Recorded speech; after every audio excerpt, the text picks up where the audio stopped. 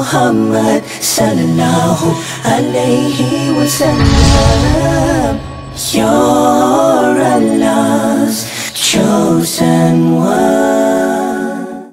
The example of Muhammadur Rasulullah sallallahu alayhi wa sallam. Did he ever hold anyone's past against him? Never did.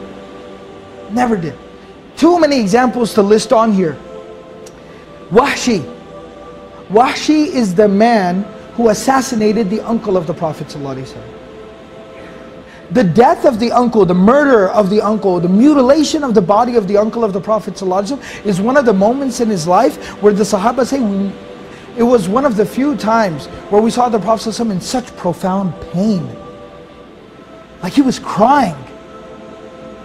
He was so deeply hurt that when they came back into Medina, the Battle of Uhud, many Muslims had died on that day. And he could hear different family members crying when they were receiving the news of the death of their family member. The Prophet ﷺ started to cry as they were walking into Medina, and he started to say, today there is somebody crying for everyone who's died. But there's nobody crying for my uncle, because my uncle's own family was the one who did this to him.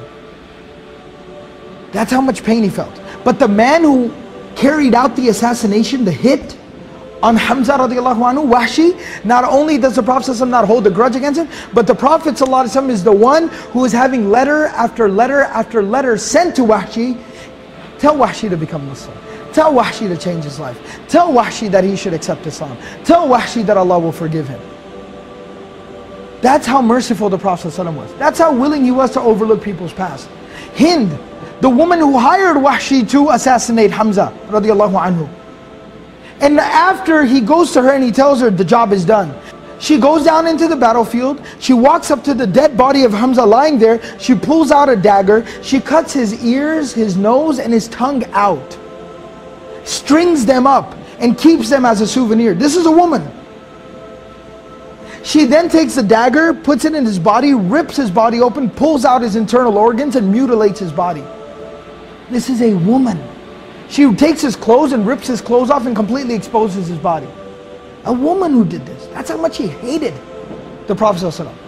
And that's how horrible, what a horrible act she had done to the Prophet ﷺ and his uncle. But on the day of Fatih Makkah, the Prophet ﷺ doesn't do anything to her. And when she comes to the Prophet ﷺ to accept Islam, ahlan wa sahlan, marhaban bikum. He welcomes her, gives her the shahada, allows her to become Hind radiallahu anha. A companion, a female companion of the Prophet ﷺ.